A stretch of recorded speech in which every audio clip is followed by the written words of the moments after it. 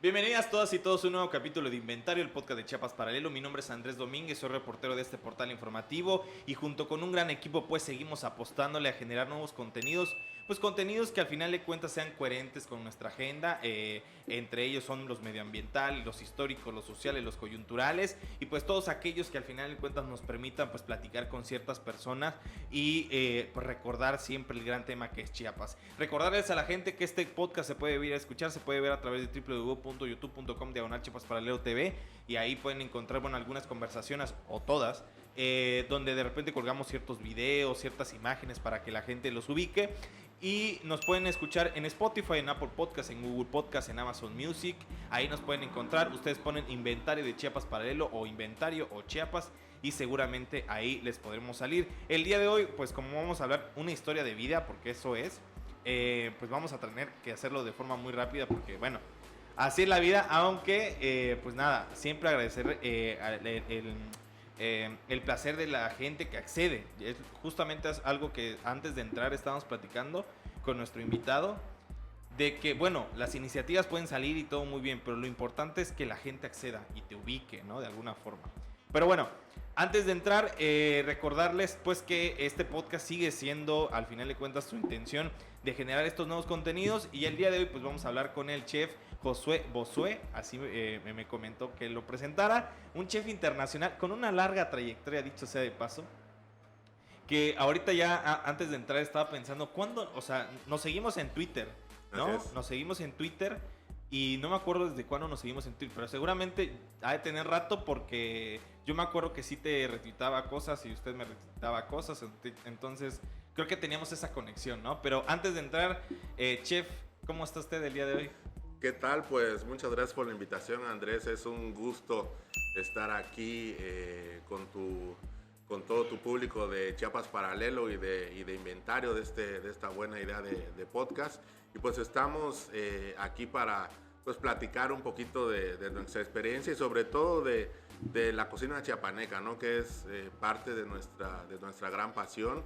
Y pues bueno, creo que siempre... un amigo restaurantero, ¿va? Tiene una frase, ya falleció, era un antiguo futbolista que yo conocí en mis inicios de carrera como chef en Ciudad de México, Juan Carlos Malazo. Él fue futbolista en los años 60, 70 para el Atlante, el Toluca, y después fue el famoso pues creador de los restaurantes argentinos en México, en especial de Rincón Argentino en la Ciudad de México, y siempre él me decía: no te preocupes, chef, Judas con Judas se lleva, ¿no? Entonces aquí andamos y es un placer estar aquí contigo. Muchísimas gracias, chef. A ver, vamos a hablar de... ¿Y por qué tenemos aquí al chef? Primero, aparte que tiene una larga historia, o creo que una fabulosa historia de vida, pues él es originario de acá, dicho sea de paso, de Tuxtla Gutiérrez. Sí. Vamos a hablar un poquito de tu infancia, ¿te parece muy bien? Porque siempre arrancamos así. Según he leído, tú tienes mucha referencia culinaria con tu abuela, tengo entendido. No me acuerdo si es doña Julia. Sí. Aquí está todo. Gracias. Entonces, pero cuéntanos cómo era tu infancia, dónde vivías, en qué barrio vivías, cómo era Tuxtla. Pues precisamente estamos muy cercanos aquí al barrio, ¿no? Yo pues toda mi infancia se desarrolló en San Roque. Vivía en la cuarta sur entre segunda y tercera oriente, entonces es una zona, bueno, que hoy en día se ha vuelto muy comercial, ¿no? Por la cercanía de los mercados, pero que en ese tiempo, digamos que San Roque siempre había sido un barrio de muchas tradiciones, ¿no? Mi abuela, doña Julia, pues ella su familia es originaria de Suchiapa, y después ellos vienen a vivir a San Francisco, donde ahí encuentras a muchos, la 13 Sur, a muchos de los Gumetas, porque era Gumeta ella, Gumeta Serrano. Y después pues, se casa con mi abuelo Víctor, que él venía de Comitán, era una familia comiteca que se había venido aquí a Tuxtla y que habían pues hecho su casa aquí en San Roque. Y esa es pues parte del gran inicio de mi vida en la cocina, ¿no? Mi abuela pues en ese tiempo no se hacía súper como hoy en día, ¿verdad? Lo que hacías era ir al mercado mandado, ¿no? Se llamaba así el mandado. Entonces éramos varios primos, los cuales vivíamos ahí muy cerca de casa de mi abuelita, entonces siempre le estábamos acompañando al mandado, de tal forma que a mí, sobre todo, pues siempre por el gusto de comer, porque la verdad es que es un gusto que siempre he tenido, pues siempre la empecé a acompañar, ¿no? Me empecé a relacionar pues con las amistades de mi abuelita. Me acuerdo mucho de que prácticamente todas las señoras tenían casi el mismo nombre, creo que Amelia se llamaba, entonces era Amelia la pollera, Amelia la vendecochi, Amelia de la joyería, en fin, ¿no? Todavía un gran amigo que hasta la fecha me llevo muy bien con él, Juan Morales, que es el líder del mercado aquí, del mercado nuevo, lo que se conoce como el mercado nuevo. Pues él era el carnicero de ahí de la casa, ¿no? Entonces lo conozco desde hace un buen tiempo, ya después incluso me ha apoyado a hacer ahí ideitas nuevas que fuimos fomentando en los últimos años con un concepto de nueva cocina chiapaneca que hemos pues prácticamente yo soy el precursor de eso, ¿no? Y que pues gracias a Dios pues hemos llevado los sabores de Chiapas, de Tuxtla y de San Roque pues a muchas latitudes del mundo, ¿no? Así fue como comenzó. Yo hice mi kinder en el Jean Piaget, que después desapareció, también estaba ahí, creo, segunda oriente, entre tercera y cuarta sur, mi primaria en la 21 de agosto. Mis amigos de la primaria recuerdan mucho, que me conocen como Bosué, mis amigos de primaria y de secundaria, siempre recuerdan mucho que pues cuando yo desde 8 años decidí ser cocinero, ¿no? Así lo digo, que tomé la decisión infantil de mi vida, y realmente cuando a todo el mundo le preguntaban qué quería hacer de grande, pues todo el mundo contestaba la clásica, ¿no? Bombero, doctor, policía, piloto, etcétera, ¿no? Y yo dije cocinero. Entonces todos mis amigos voltearon a verme así como diciendo, tú, Josué, está medio piradillo, ¿no? El chiste es que con el paso de los años, digamos que cuando tuve ya 10 años, tampoco estaba tan grande, pues mi abuela me preguntó, bueno, ¿tienes todavía la idea de ser cocinero? Y le dije, sí, yo quiero ser cocinero del presidente, ¿no? Y por ahí hay una frase que yo la tengo, digamos, en el inicio de mi disco duro de vida, una frase que con palabras, no la voy a decir con palabras groseras, ¿no? Pero mi abuelita, dilo. Mi abuelita me dijo, ya en algunas entrevistas lo hemos puesto, me dijo, hijito, ¿quiere usted ser cocinero chingón? Júntese con los chingones, ¿no?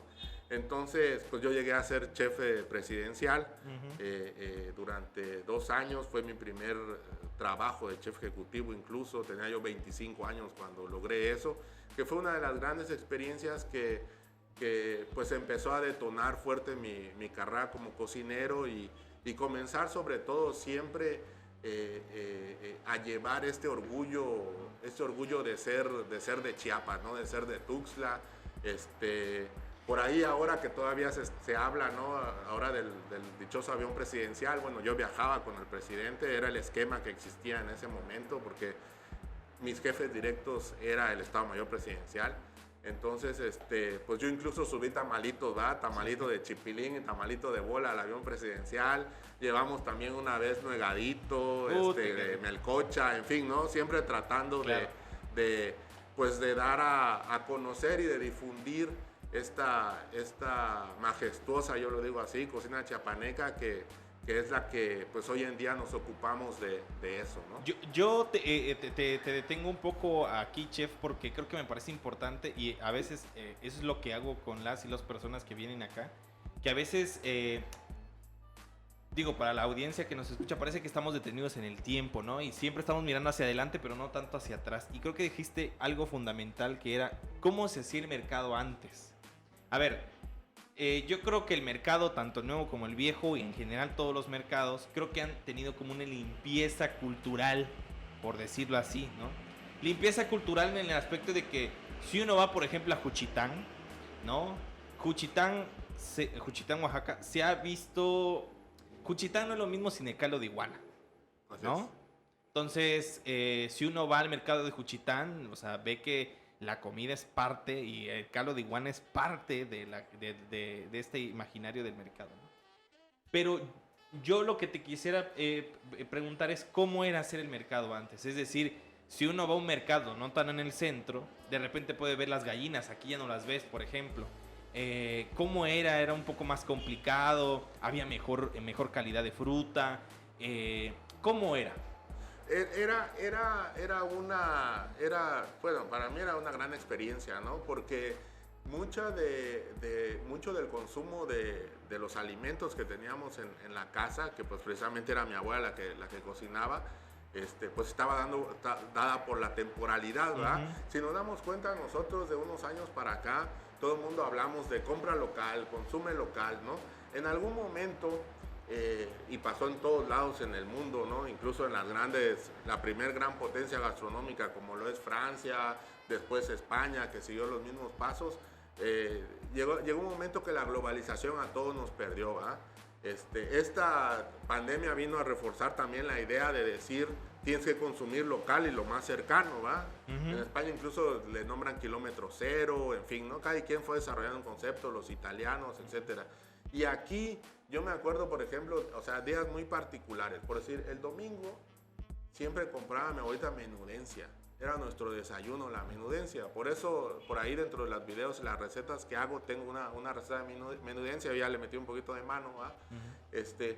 Pero era el platillo para desayunar. Entonces ya sabías que ese día pues había que ir a comprar al mercado los ingredientes de la menudencia, ¿no? Que son los adentros del puerco. Uh-huh. También por las regulaciones higiénicas, que eso es otro de los temas. Pues todas las personas que vendían cerdo hacían moronga.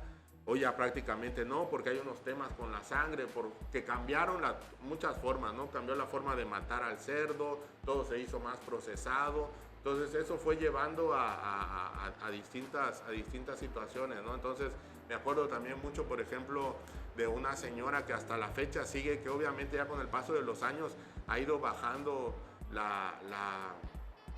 ¿cómo te podría decir? La variedad de dulces que ella hacía, que está dentro del mercado, no de las dulceras que están afuera, sí. de una dulcera que está por ahí, en donde está el pasillo de las pozoleras. Uh-huh. Justo enfrente también una señora que vende picte, que toda su vida ha vendido picte, que es el mejor picte de esta ciudad. Y creo que también en esta cuestión de que obviamente ciertas cosas se fueron perdiendo en el tema del mercado, también se debió a que la zona se convirtió comercial.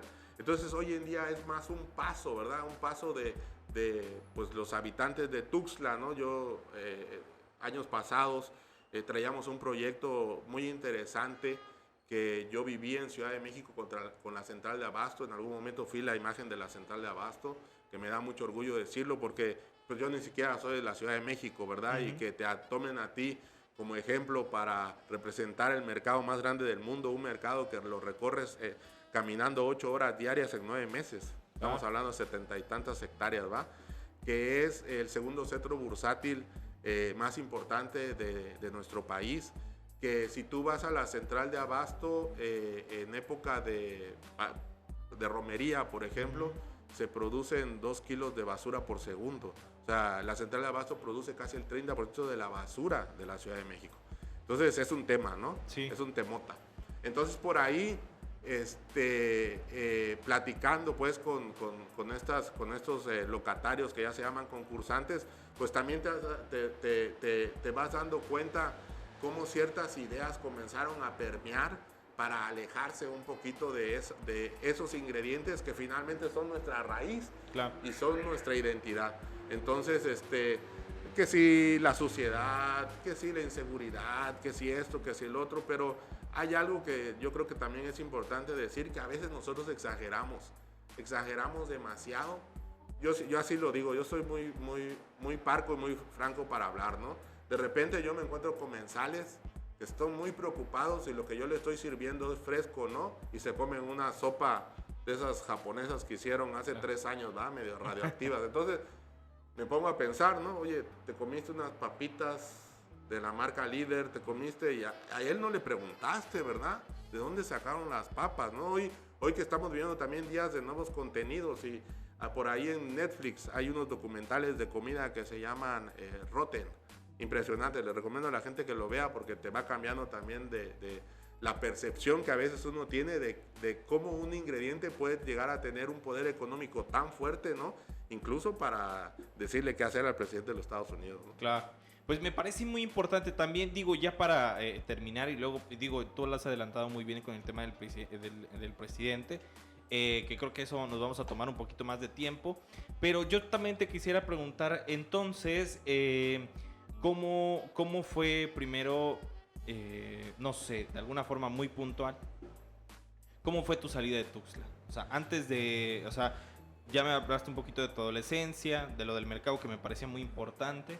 ¿Cómo fue salir de Tuxtla? Bueno, yo haz de cuenta que, pues como ya había decidido estudiar cocina, entonces en el tiempo donde yo termino mis estudios de bachillerato, estudié en la prepa aquí del TEC de Monterrey, el último año, mi papá, porque mi papá siempre se dedicó por un negocio familiar a temas automotrices, teníamos un taller y siempre me decía, ¿no? Vas a ser ingeniero, que ponte a limpiar los pistones, y uno le echaba ganas, ¿no? Le echaba ganitas, pero la verdad no era lo mío, ¿no? Entonces, en ese tiempo existía solamente como diplomado, los estudios de cocina en la Ibero. Era lo que había, digamos, más profesional en ese momento. ¿Qué año fue? Estamos hablando de 1993, 94, en ese tiempo. Entonces, un amigo de la prepa, su papá, que ya tristemente falleció, él trabajaba para la SEP y iba muy seguido a cursos a la Ciudad de México. Y él llegó a la Universidad del Claustro y justo en ese año la Universidad del Claustro fue la primera universidad en ofrecer los estudios a nivel licenciatura. Estudiaba 10 semestres, 5 años, y yo es ahí a donde me voy a estudiar, ¿no?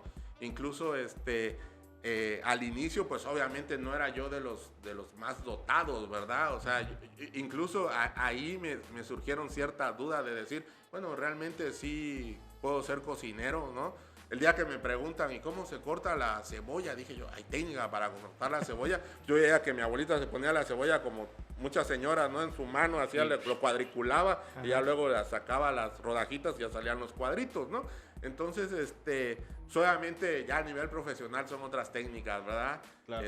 Y fue así como llego a la Ciudad de México y formo parte de una primera generación de licenciados en gastronomía que egresamos en el año del 98 y que gracias por haber estudiado ahí en el claustro, yo viví una experiencia fundamental que sí te puedo decir que me cambió mi vida.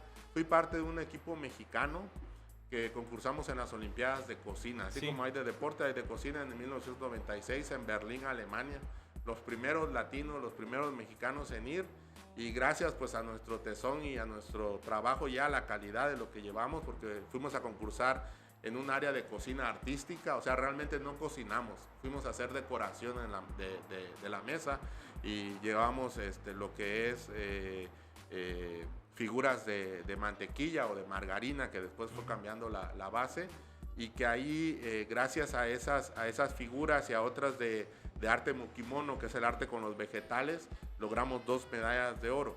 Entonces para mí fue muy importante porque visualizas de una forma global cómo otros equipos de cocina, los suizos, los americanos, los franceses no iban por temas políticos de su gastronomía, ¿no? Claro.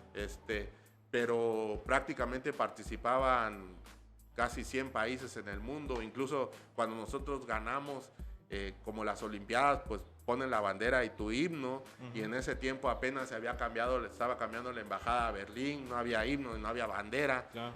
Nos entregaron las medallas así nada más como fue, y nuestro diploma, ¿no? Con el sello de oro, y para mí esa fue así una situación pues prácticamente puntual en mi desarrollo como estudiante. De ahí pues ya empecé a ejercer cierto liderazgo en mi universidad, porque el claustro se empezó a convertir, el claustro aprovechó muy bien esas medallas. En ese tiempo en los medios, ¿no? Empezamos a salir, sí, incluso en estos programas de Televisa que habían en las mañanas, ¿verdad? Hoy, no me acuerdo cómo se llamaba, salía César Costa, y ahí fuimos y llevamos nuestras medallas. periódicos, etcétera. El claustro se empezó a posicionar de gran manera, bueno, que hasta hoy en día, de acuerdo a todas estas encuestas que año con año salen acerca de las mejores escuelas en el rubro de gastronomía, como dice nuestra rectora, se podrá dudar de quiénes fueron los primeros, pero no de quiénes somos los mejores, ¿no? Entonces, para mí el claustro es un alma mater muy, muy cercana. Y pues ahí pues fueron cambiando las cosas, y ya justo cuando termino mi carrera, gracias también por haber estado en el claustro, es que gano la beca en Mónaco por la Fundación Turquoise, también de las primeras generaciones, ahí fue segunda generación, y digamos que eso pues me terminó de dar de abrir los ojos y de tener una formación muy competitiva, que esos son luego los temas de cuando a veces nos hablamos, bueno, ¿y por qué no tenemos más cocineros? Exacto. ¿O por qué?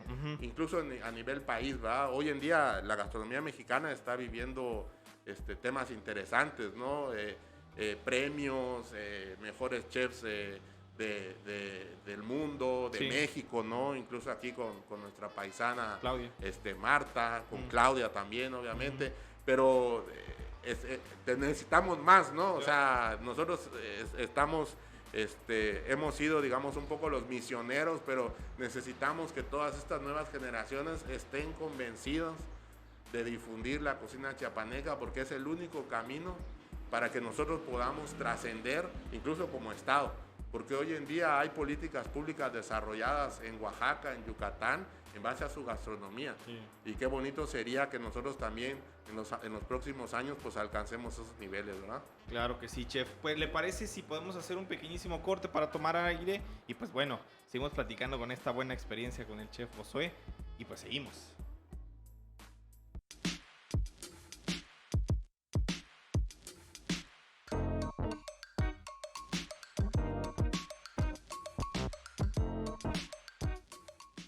Y regresamos hablando con el chef Josué. Me parece bien importante justo donde detuvimos la conversación.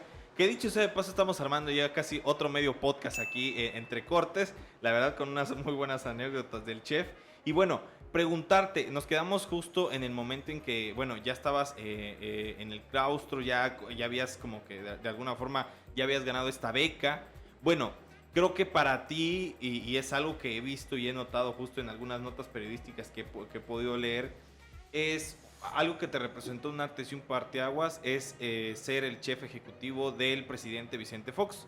Primero te preguntaría, antes de entrar de lleno con el tema, o sea, ¿tú qué piensas de la política en ese aspecto? De la política. Y yo no hablo justamente de esta onda ideológica, sino de o sea, y por eso creo que es importante preguntártelo de esa forma.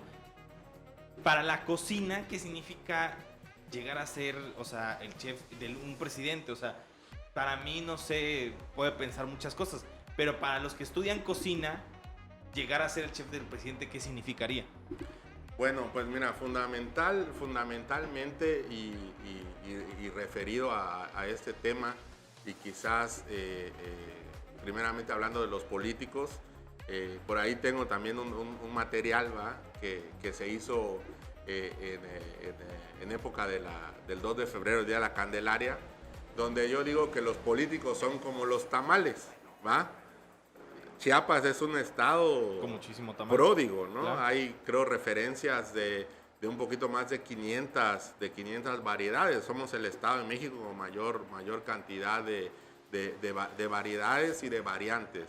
Incluso en frescos y ciertos bajorrelieves que se han encontrado, muy particularmente en Palenque, hay ollas que refieren a los tamales, ¿no? Aquí están los tamales. Entonces, los tamales, como todos, hay con poca carne, con mucha carne, con poca salsa y con mucha salsa. Hay unos que saben más rico, otros que no tanto, picositos y no. Y bueno, así también es la gama en la cuestión política, ¿no? En referencia al tema muy particular de ser chef de presidencia, habría que pensar, y yo una de las pues cuestiones de las cuales soy muy me gusta mucho conocer al respecto, pues es de temas de historia, ¿va? De historia de cualquier tipo. pero historia de la gastronomía obviamente Claro. más. Porque la historia también de la gastronomía es la historia de la civilización humana, ¿no? Si nosotros nos ponemos a dar, en México muchas veces, por ejemplo, decimos que del centro para el sur está la buena cocina y de allá para arriba pura carne asada, ¿no?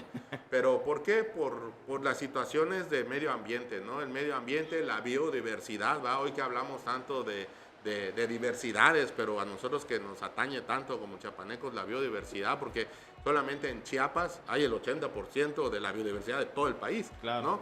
Entonces somos afortunados en ese sentido. De ahí que esta, pues a lo largo, ¿verdad?, de distintas historias, pues siempre han habido cocineros al lado de jeques, de emperadores, claro, ¿verdad?, después de presidentes, de etcétera, ¿no?, diplomáticos. Y en México, hasta el gobierno de Cárdenas, ¿verdad?, del general Lázaro Cárdenas, Es del 40 al 46. ahí se acabaron los chefs de presidencia.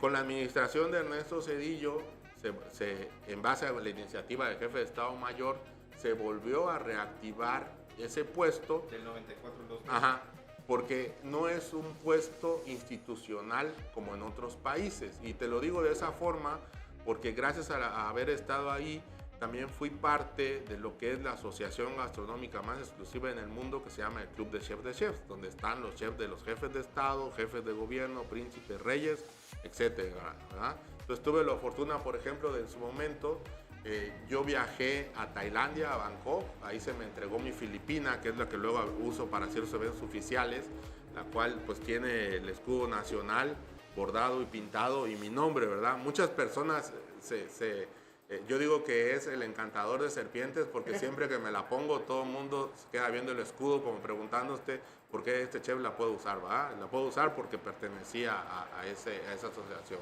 Entonces en esta asociación me tocó conocer pues al chef de los reyes de España, de la reina Isabel que ya falleció, ¿verdad?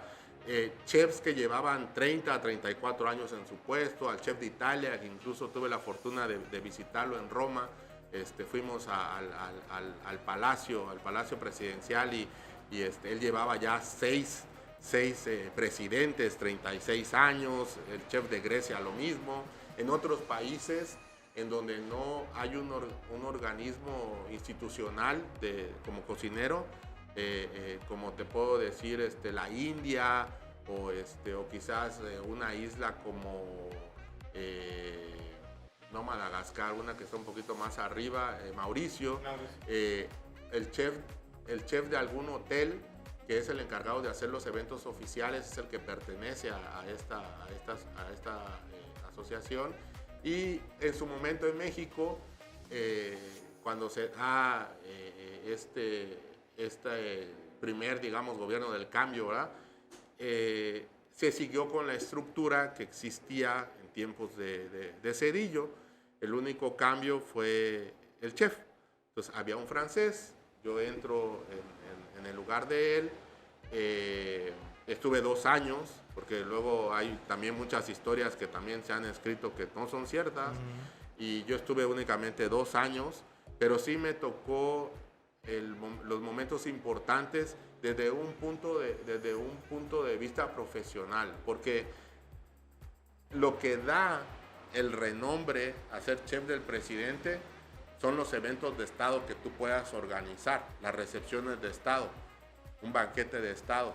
Cuando llega un representante de un gobierno extranjero, llámese un primer ministro o un presidente, porque dependiendo del país cambia quién tiene esta representación en el exterior, entonces se le hacen honores de Estado. Estos honores de Estado incluyen o un lunch o una cena, pues una comida o una cena. Hoy en día, donde son las famosas Salón de la Tesorería, donde son las famosas mañaneras, ¿va? Ahí era el salón que nosotros principalmente utilizábamos cuando era en Palacio Nacional. Si era un poquito más chiquita, se utilizaba el Salón de Embajadores, que es el salón que normalmente sale, un salón muy bonito de duela, que es el que comunica directamente al balcón presidencial cuando es el grito 15 o 16 de septiembre, a mí me tocaron dos desfiles de 20 de noviembre que justamente se hacía un desayuno más o menos de 800 personas con todos los atletas, porque era el día que se entregaba el Premio Nacional del Deporte. Me acuerdo muy bien que el primer año lo ganó la golfista. Lorena Ochoa. Lorena Ochoa, así es. Y como eventos de estado, pues yo serví casi una veintena, entre los más importantes y que los recuerdo como que si fue ayer, porque fueron muy realmente importantes por cuestiones incluso hasta personales. El día 2 de julio se cumplía que el presidente había ganado las elecciones, su cumpleaños, y se le ocurrió casarse en 2001. Sí. ¿Verdad? Entonces, esa famosa boda, eso yo la hice. 550 personas en Palacio Nacional. Pero servir en Palacio Nacional era, vuelvo a repetirlo, una cuestión de competitividad. Nosotros, al minuto 8, todo era cronometrado y quien llevaba la orden de cómo se daba el servicio era aquí tu servidor. Como chef, yo ejercía muchas labores que las cuales luego uno puede pensar, bueno, pero si solo es el cocinero. De ahí que uno empieza a tomar relevancia en muchas situaciones después empresariales, de liderazgo, etcétera, ¿no? Entonces, yo me inventé un servicio híbrido, es decir, habían platos que los sacaba emplatados, ya terminados como tal, y otros se montaban en la mesa, con ya todo lo que era porcionado. Y te voy a platicar esta primera experiencia porque es maravillosa.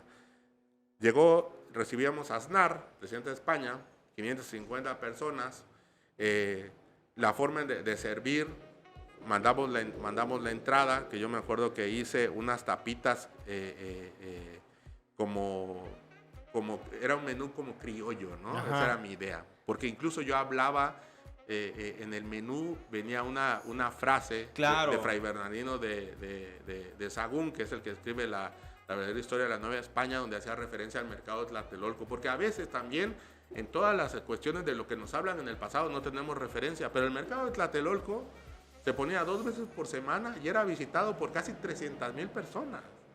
Es un tema. Estamos hablando, o sea, en Ciudad de México siempre ha habido un montón de gente, ¿no? Lo mismo que sea nosotros como mayas.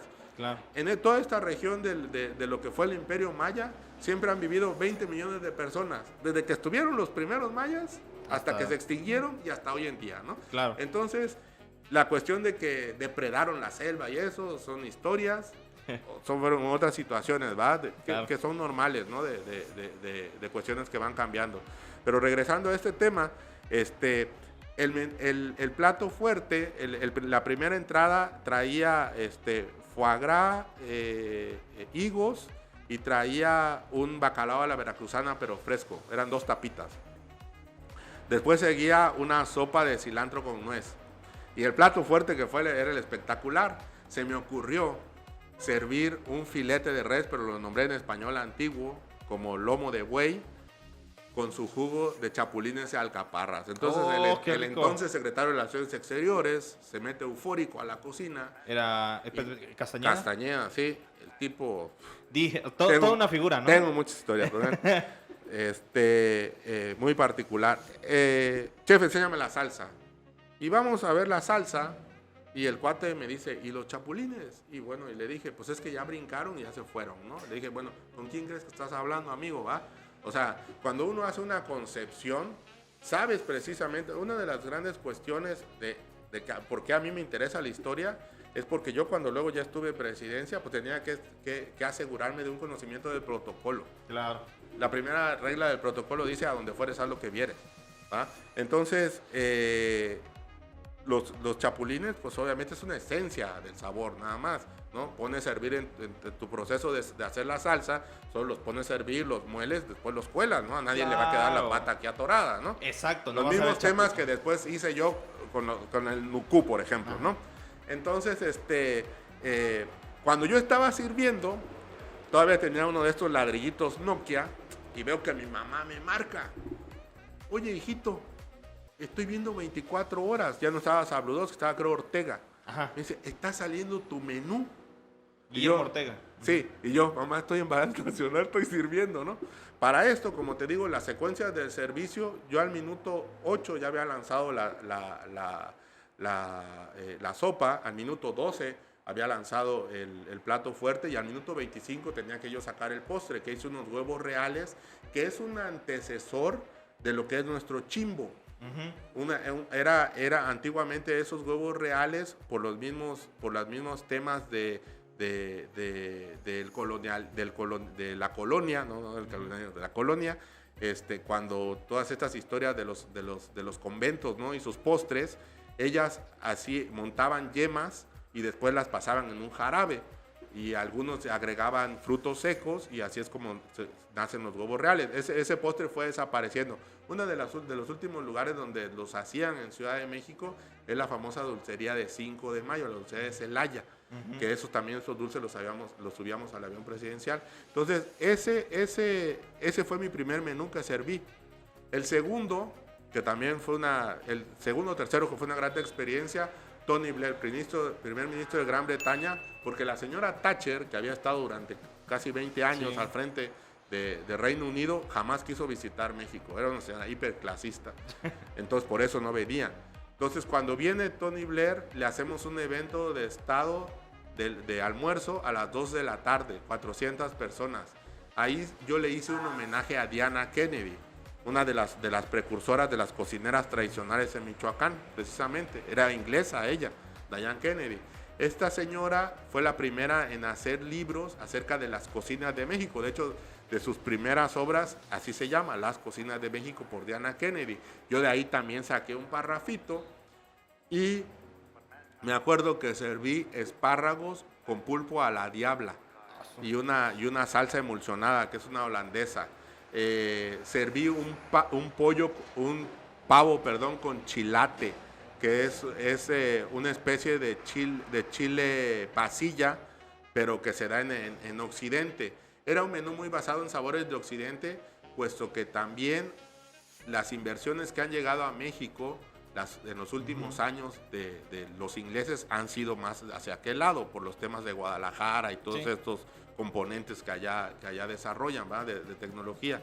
Entonces, a eso daba razón ese menú. Y de postre serví un postre helado que para mí era un homenaje a Tamayo. Era una sandía. Era una sandía, pero en realidad se trataba de un helado de frambuesa con guanábana. El de guanábana ya estaba pintado de verde para que pareciera que tuviera la costra, y las semillitas eran unas palanquetitas de ajonjolí negro.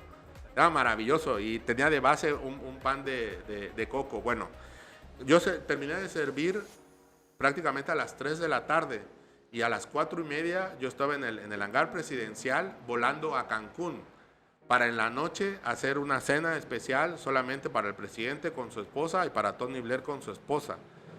Imagínate. Y a las 2 de la mañana estaba yo haciendo el catering del jet que iba a volar al rancho, porque Blair sí se quedaba en la casa de Fonatura en Cancún y el presidente se regresaba a su rancho.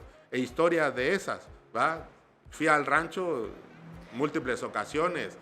Y algo también que era muy particular de ese tipo de organización era precisamente el ser parte de la tripulación en las giras internacionales del presidente. Pocas personas conocerás en tu vida, ¿va? Y es una cuestión que, por ejemplo, a mí me da gusto, por ser de San Roque, por ser de Tuxtla, por ser de Chiapas, que le di la vuelta al mundo en 13 días. Entonces, ¿por qué le di la vuelta al mundo en 13 días? Porque yo coordinaba el catering del avión presidencial. Cuando yo recibo esa encomienda, ¿va?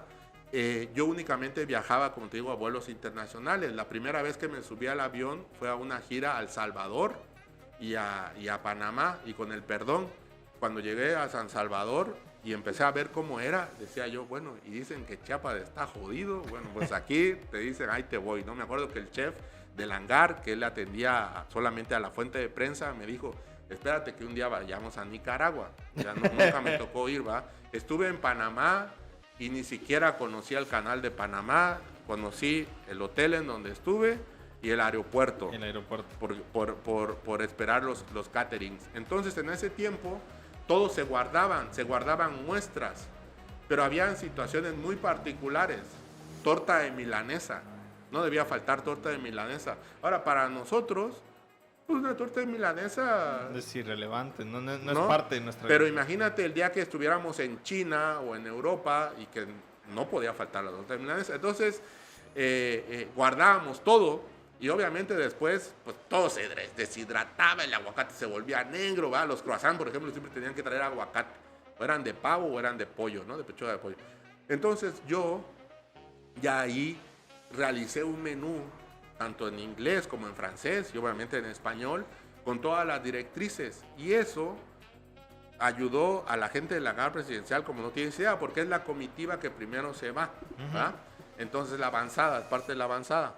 En esos viajes, cuando dimos la vuelta al mundo, por ejemplo, me tocó coordinar catering. Ahí te va el itinerario: Praga, Hamburgo, Toulouse. Fuimos a la Airbus porque todavía Aeroméxico era parte del gobierno y se iban a comprar aviones para Aeroméxico. Estuvimos en Madrid cuando la historia de las botas de Charol, ¿te acuerdas? Después fuimos a Roma con el famoso beso del Vaticano. ¿Ah? Y después que era todo un personaje. Fui a Ulan Bator en Mongolia, de los primeros mexicanos que le sellaron su pasaporte por entrar ahí. Saqué un catering, era tan pobre ese lugar que la aerolínea nacional me dijo: por favor, mis charolas no te las lleves. Incluso le regalé otras de los caterings anteriores, ¿va? Y después estuve en Shanghai para la PEC, ¿verdad? Por eso incluso por ahí un youtubero ahí que malentendió todas estas historias que yo he puesto en mis redes sociales, porque para mí es parte de un orgullo, ¿verdad? A mí no me importa el personaje que era el presidente, a mí como dicen, lo que importa es la investidura presidencial, ¿verdad? Entonces, sí, claro. Entonces por eso tenía yo acceso a, ¿verdad? Porque luego se preguntaba, hasta me acusaron de haberme gastado el dinero de los y las mexicanas, ¿verdad? Entonces, cuando estuve en el APEC, pues obviamente para todos los eventos tenía yo pues unas entradas oficiales, ¿no? Tenía mi gafete y todo, yo era parte de una comitiva. Y de ahí ya hicimos escala en Honolulu y México. 13 días, 38,000 y feria que tiene de diámetro la Tierra. Eso me enseñó también a pensar en que cuando queremos buscar oportunidades, ese es el diámetro de oportunidades que existe, ¿va? Porque muchas veces decimos, no, pues solo es mi ciudad, mi estado, mi país. No, hay mucho. Y otra de las grandes experiencias fue que cociné justo, y ahorita hace poquito que en Netflix salió una serie que se llama El Ángel de la Noche, que es acerca de una espía que trabaja para el servicio secreto. Sí, claro. Yo le cociné al presidente Bush, la esposa, Condoleezza Rice, Colin Powell, Cheney, la esposa, y luego la representación similar de México, fueron 18 personas. Cociné enfrente de la Casa Blanca, en la Casa Blair, el 8 de septiembre, 3 días antes de los atentados. Me tocó que me cuidara un marín del Presidential Food Service con el que platiqué muchísimo acerca de todos los tabús también que hay acerca de cómo se alimenta el presidente de los Estados Unidos, ¿no? Serví esa cena con cubiertos Tiffany de oro, con una vajilla del siglo XVIII de Bohemia que también traía un brocado de oro. Impresionante. Para mí, como experiencia personal, de las mejores de mi vida, eso es la Casa Blair, que es la casa de huéspedes que está enfrente de la Casa Blanca. Este señor Blair se la regala a Lincoln cuando lo nombra presidente de los Estados Unidos. Fue, digamos, que la primera casa presidencial. Y ya después, como está enfrente de la Casa Blanca, ahí son, creo, como 60 habitaciones. Y ahí están hospedados todos los que van a ser recibidos por el presidente de los Estados Unidos, ¿va? Nosotros íbamos en una visita de Estado. Incluso a mí me hospedaron en un muy buen hotel muy cercano. Que un día que estaba desayunando conocí a Clint Eastwood. Llegó no Clint manches, Eastwood ahí, sí, no me digas eso. Increíble. Llegó ¿Te tomaste una foto? En un carro de estos Morgan. No, para esos tiempos yo era muy rejego al tema del celular y de las fotografías. Las pocas fotografías que tengo son gracias a que me las regaló el fotógrafo de ahí de Presidencia. que tengo algunas sobre todo de ese viaje a Europa. Pero de ahí no llevaba yo cámara. No. Lo que siempre guardé, pues fueron las agendas, ¿va? Pues el material que yo recibía, digamos, ¿no? Para organizarme. Ese sí lo tengo. Los menús en su caso no lo tengo. Inclusive te quiero decir que este menú del 8, una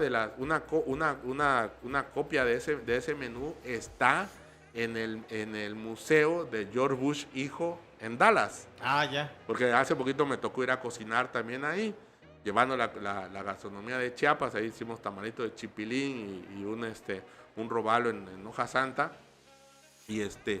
Y fueron de las grandes experiencias que tuve, ¿no? Y eso también me ayudó el haber trabajado con los militares, se puede decir, ¿no? Pues también me ayudó a decir, nunca hay no se puede, ¿verdad? Claro.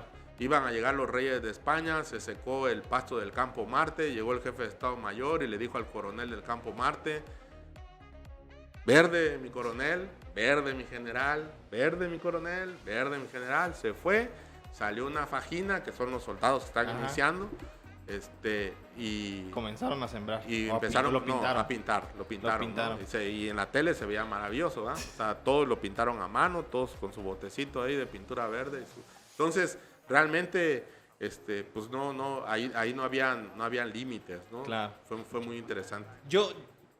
O sea, me sobrarían las preguntas porque creo que hay muchísimo que preguntarte, chef. Creo que hay mucho, o sea, hay muchas cuestiones, pero lo primero que me brinca es, ¿era de buen comer Vicente? O sea, ¿era de buen comer Vicente Fox? ¿Era muy especial? ¿Cómo lo describirías? No, el tema, mira, yo incluso cuando salgo de ahí de presidencia, doy una entrevista porque antes, cuando todavía yo estaba ahí, me buscaron de una revista de lifestyle de ahí de Ciudad de México, pero obviamente Estado Mayor no me lo permitió. No me lo permitió.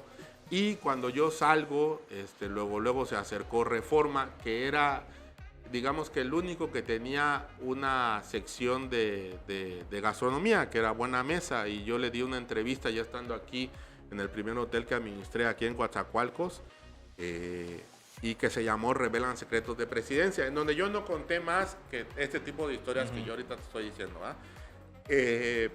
El presidente, pues prácticamente, te lo voy a contar con un chiste que se decía ahí de Los Pinos, ¿verdad? Decían que en Los Pinos aparecían dos fantasmas en las noches, de estos que traen su sábana, ¿no? Ajá. Había un fantasmota que medía 2 metros y traía unas bototas. Y había un fantasmita que medía unos 50 y cargaba 2 huevotes, ¿verdad? Entonces, lo que se autorizaba para comer se lo autorizaba a la señora. Pues él, si bien no era de buen comer, tampoco de buen beber, porque yo cuando me encontré los vinos, por ejemplo, que tomaban bastante malos, algo que me ayudó mucho, que sí lo tengo que decir, y que después me hizo incluso muchas amistades en el Valle de Guadalupe, y por eso en algún momento por ahí también abrí un restaurante temporal como en 2014, es que cuando fue el famoso Toallas Gate, se prohibieron comprar muchas cosas, dentro de ello vino de exportación. Entonces yo empecé a agarrar todas estas nuevas casas que comenzaban en Valle de Guadalupe, por decir alguna, Lisiaga, Mogor Badán. Yo no era muy fan en ese momento de Monte Xañiga, aunque en algunos eventos sí se sirvió, pero no fueron eventos que nosotros organizamos, ¿no? O sea, yo me iba más por servir de casas pequeñas. Comenzaba en ese tiempo, ¿quién más de ahí del Valle? Barón Balché, por ejemplo. Entonces, y de ingredientes, pues que no sirviera yo tipo cuestiones como salmón, al inicio incluso como pato, pero pues yo les hablé, les dije, pues los patos hay acá, o sea, ¿no? Es más caro comer carne de res que comer pato. Entonces, para mí hacer un evento también era parte de esa demostración de, si tú lo quieres ver, de cierta forma de poder, pero también de hacerte pasar confortable, ¿no? Dentro de todas estas historias, hubieron una que otra desagradable, como, Evidentemente, como fue la visita de Václav Havel, donde no se comieron nada en la mesa principal, ¿no? Donde a mí prácticamente, llevaba yo un año ahí, prácticamente me quieren correr esa noche, pero la que decidió el menú había sido la señora Marta. Claro. Pero yo, cuando decidió ese menú, porque era un menú totalmente con falta de equilibrio, pero aparte de eso, no pensado en los visitantes, porque estamos hablando de europeos del este, que para ellos en ese tiempo comer maíz, no, era para animales, y mucho del menú estaba basado en maíz. Entonces, imagínate tú como representante de tu gobierno, que vienes a visitar a otra persona, ¿va? Es un poco como la fábula de la zorra y la cigüeña, no sé si te la sepas, ¿no? Que cuando la zorra invita a la cigüeña, se lo pone todo en un plato y la cigüeña con su pico no agarra nada, ¿no? Uh-huh. Y cuando la cigüeña invita a la zorra, la cigüeña se lo mete como en una especie de matraz, ¿no? Su comida, pues ella así podía meter el pico y sacarlo todo, y por la zorra pues no metía el pico, el hocico más bien. Claro. Entonces esos temas también se dieron en su momento. Servimos un menú, lo recuerdo también, ¿verdad? Que consistía, por ejemplo, en enchiladas potosinas, que son tipo como para nosotros las empanaditas, pero que están coloreadas con chile guajillo y rellenas de queso, y no se los comieron. Después seguía una sopa de nuez, pero llevaba mucha grasa, y chile chipotle, tampoco se lo comieron. Crepas con huitlacoche, que no se lo comieron. Por ejemplo, a Bush yo le había servido unas, la señora era como su plato su plato maestro. Sí, ajá, crepa de cuerpo. Crepa de cuerpo, ¿no? Entonces, por ejemplo, ahí lo servimos. Bush le entraba todo lo mexicano, hasta sopecitos de chorizo que le hicimos. Pescado a la veracruzana era uno de los platos que le gustaban al presidente.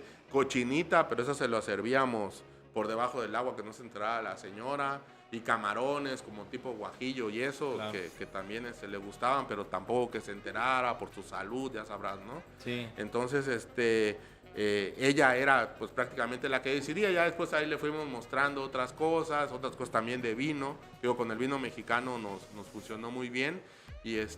Pero ya llegó un momento en el que, porque siempre es esta pregunta, ¿y por qué dejaste de trabajar ahí? Llega, si te acuerdas, México forma parte en ese segundo o tercer año ya de gobierno del presidente del Consejo de Seguridad de la ONU, y se quería comenzar la guerra contra Irak. Entonces, obviamente México siempre votó en contra, ¿verdad? Pero habían cosas que nadie sabe, ¿verdad? Ahorita sí te lo voy a decir. Siempre habían visitas en lo escondido. Aznar era el vocero de Bush para Latinoamérica. Claro. Aznar lo mandaban a decir lo que Bush quería que se hiciera en ese momento, ¿no? Entonces, y por el otro lado, el vocero de la Unión Europea era Chrétien, el primer ministro de Canadá. Entonces ellos tenían reuniones y que nadie se enterara en las cabañas, ahí en Pinos. Uh-huh.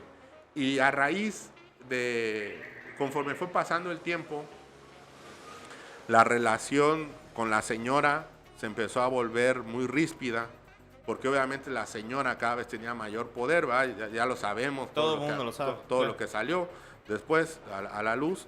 Y entonces yo empecé a confrontarme demasiado con ella en qué se iba a servir, ¿no? A tal grado de pues que pensara que ella era un ignorante al respecto, que pues que sí lo era, porque uno es un profesional, ¿no? Exacto. Yo eso siempre lo he dicho. Yo estudié 5 años, luego me he aventado 2 años más, he estudiado lo de un médico, y me quieren venir a decir a mí cómo cocinar, tampoco complicado, ¿eh? Entonces, situaciones se dieron así, y en uno de esos eventos, en una de esas cenas de incógnito, compraron comida en el exterior a un restaurante. Entonces yo le dije al jefe de Estado Mayor: oiga, ¿usted qué va a hacer si Aznar, en el momento que se coma esa flor de calabaza rellena de queso, se muere? Le dije: ¿qué va a hacer usted? Usted supo cómo lo hicieron, ¿no, verdad? Dije: ¿cuál fue el cuidado que se tuvo para adquirir estos alimentos? ¿Cuál fue el tratamiento? Y me negué a irlo a servir, mandé un cocinero. Y valió. Ahí se dictó sin sentencia, digamos, nos arreglamos muy bien, la verdad. Yo ya me dejé de laborar ahí, ya tenía ciertas propuestas en hotelería, yo ya quería entrar a la hotelería. ¿Por qué también? en ese instante, en esos últimos meses, ya no hubieron viajes de Estado, ya no hubieron recepciones de Estado, ya no salimos, sí, ya no empezamos a salir, y lo único interesante era cocinarle a ellos, y la verdad que para cocinarle a ellos, para eso también tenían gente de Estado Mayor. Todos esos sexenios donde no ha habido chef presidencial, como hasta la fecha, cocinaba un soldado, claro. ¿Entiendes? Entonces, yo dije, para hacer la cocina de todos los días, los huevitos y eso, sus desayunos de sus juntitas normales, pues no necesita tener un chef, ¿no? Claro. O sea, realmente para mí ya no era interesante cero viajes, tampoco ver que viniera gente, quisieras algo diferente, pues. O sea, te tocó una dinámica de oro. Oye, chef, se nos va muchísimo el tiempo, pero bueno, te quiero aprovechar de forma muy puntual.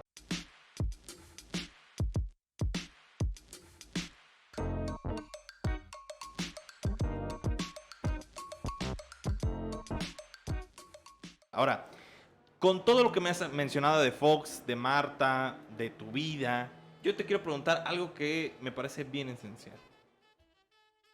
Hasta un poco filosófico y reflexivo. ¿Tú crees que lo que nosotros comemos demuestra nuestra personalidad? O sea, hay una sinergia entre lo que nosotros comemos. Ejemplo, yo no como chile, no como limón, entonces la gente de repente me ve raro cuando como tacos. Ajá. Porque yo como el taco tal cual me lo sirven, pero hay gente que literalmente es un ritual de que le mete... Y yo creo que coincide mucho con mi vida en el aspecto de que no me gusta mucho, por ejemplo, complejizarme, buscar problemas. No es que asocie el chile con los problemas, creo que también... Pero sí existe como una onda de más vigorosidad con el tema del chile, porque he conocido gente que de repente es muy corajuda y le gusta el chile. Ajá. Y enchilarse. De alguna forma yo lo veo así. Tú que tienes mucho más conocimiento y de esta parte filosófica, ¿tú sí crees que existe como una coherencia entre lo que uno come y lo que uno es? No, mira, es una muy buena pregunta y te la voy a contestar con ciertos argumentos, ¿no? Dale. Una yo tengo 2 publicaciones electrónicas, ¿va? Una que fue un recetario que hice para la Central de Abasto en uno de sus aniversarios, 36 aniversario, que es pues básicamente recetas, ¿no? Pero otro que te comentaba yo que por ahí de finales de la primera década de los 2000, tuve una actualización de estudios en la Universidad de Reims, en Champagne, en la Universidad de Reims Champagne-Ardenne se llama, allá en Francia. Y yo de ahí, para poderme titular en el diplomado, un diplomado de un año,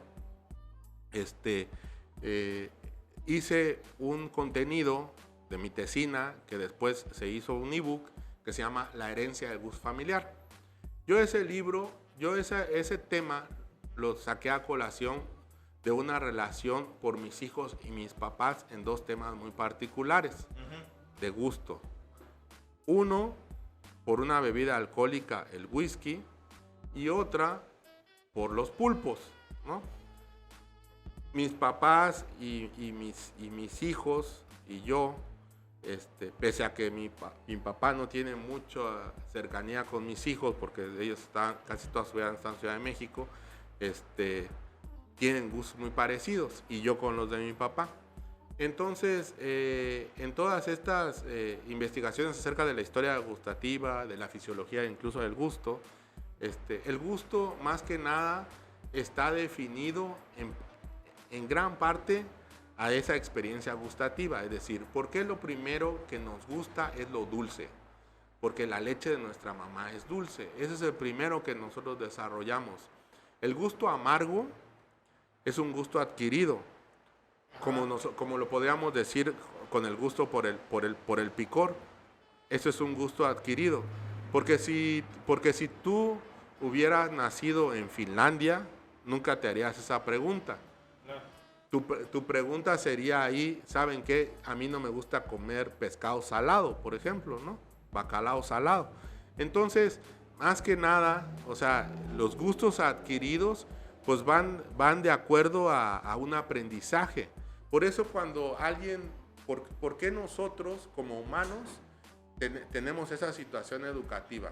Porque hoy en día estamos viviendo tiempos en donde es el momento que más sabemos qué se puede comer y qué no se puede comer. Pero si nos vamos algunos, tal vez millones o miles de años atrás, imagínate el que no se comió la hoja que parecía chipilín, pero que no era chipilín y se murió. Y se murió, ¿verdad? claro. El que se comió la frambuesita, la bayita, Pasa que era mucho o que con no era. los hongos, ¿no? Así es, así es. Entonces, en esa cuestión se fueron desarrollando lecturas a nivel genética. Todos los venenos son amargos, entonces nuestro cuerpo humano rechaza lo amargo. Por eso lo amargo es tan adquirido, tan educativo. Por eso cuando si estamos chiquitos, nosotros que vivimos aquí en estas partes son más calientes, ¿va? Y que de repente te dan a probar un poquito de cervecita. Ay, no, qué feo, está feo. Que no, pero ya no está feo a tus 20 años, ¿no? Claro que no. Menos a los 30, ¿no? En fin, ¿no? Entonces a eso es a lo que quiero llegar. O sea, finalmente, esos son parte de esos gustos adquiridos. Ahora, lo que sí llega a existir es una cuestión de rutina entre lo que comemos. Y es ahí también un poco en lo cual regresamos a toda esta historia de consumo local, ¿va? Estamos nosotros en un congreso para estudiantes de Unicach en Palenque y llega unos personajes que también te los recomiendo, que tienen un concepto que se llama Bajlum. Es una pareja, es una pareja de unos señores que su papá fue el administrador de la zona arqueológica, incluso él nace ahí, pero son palencanos ambos, sí. Son 5 o 6 generaciones que llevan sus familias viviendo en Palenque. La señora es la que cocina. ¿Qué han hecho ellos? Un rescate no de cómo se comía, sino de qué ingredientes se consumían. Y en base a eso te desarrollan un menú de degustación súper interesante. Bajlum se llama.